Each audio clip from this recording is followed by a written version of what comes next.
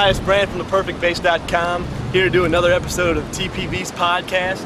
We're at the Louisiana Cajun Dome in Lafayette, Louisiana today, just a couple miles from headquarters in Baton Rouge. And we're here to interview possibly the biggest live rock band on tour today, Nickelback, and their bass player, Mike Kroeger.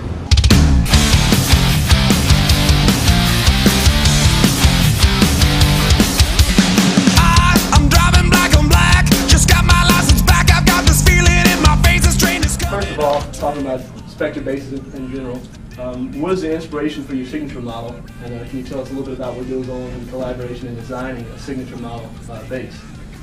First of all, what goes into designing it is just pretty much anything you want. Almost anything, you know, anything that's possible they would do for me. Sky's the limit. Yeah, they would do anything for me, and I just wanted something simple because I haven't really seen enough just a straight up black bass, all black, everything.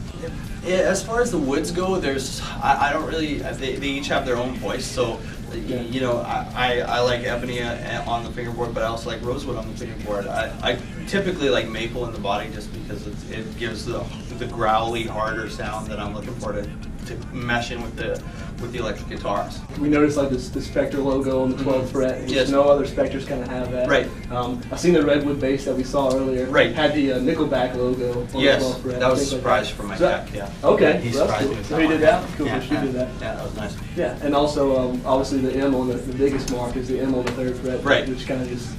That's just I know it's not a big deal. It's also easier to see when the lights are off. Oh, yeah. There's sometimes when I get blacked out and I have to like hold it up. Yeah, you can see the big M better than a dot or a no dot. You know, which is cool. And I imagine you still have side markers. I do have side markers. Yeah. You know, we have a lot of customers that ask questions about body weight. So are curious about body weight. I find that if the bass is too light, it sounds like. Fair enough. Yeah. I find tone is directly relative to the weight that's hanging on you. Thicker, heavier bass, thicker, heavier sound. I want a brand new house on an episode of Cribs and a bathroom I can play baseball. Can you explain us a little bit about how those EMG pickups help to work with your sound? We always talk EMG pickups in general. Have you tried anything else? No. I have such a good relationship with EMG that if they can't bring me something I like, I guess I would look, but we haven't had that problem. Talking about the signature bass, it is an American-made Spectre. Now we know the one that you produce for the public is a Korean-made model that's obviously based off of what the specs are on the American-made one. What are the exact specs? What are the specs on the one that you actually play on stage? Is it a maple body? Yes. And it's a neck maple body, neck through. Yeah. Neck through as well. And EMG, HZ, passive pickups. Can you explain a little bit about the passive? For sure. You know what made us go passive was when you're in close contact with your sound man, which I am. He doesn't really want a lot of stuff dumped into the tone when it goes out to him. He can take the colored signal that comes out of the box, out of the bass amp, and that can be the character tone. But he also wants the raw, you know, the straight out of the instrument sound.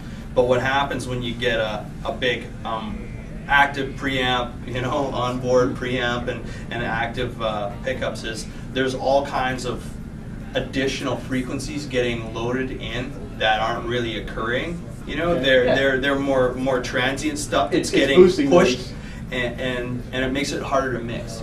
Hey, this is Brandon with The Perfect Bass. I hope you're enjoying my interview with Mike Kroeger of Nickelback. We've got plenty more to talk about, so make sure to check back with us soon and plug in and catch another episode.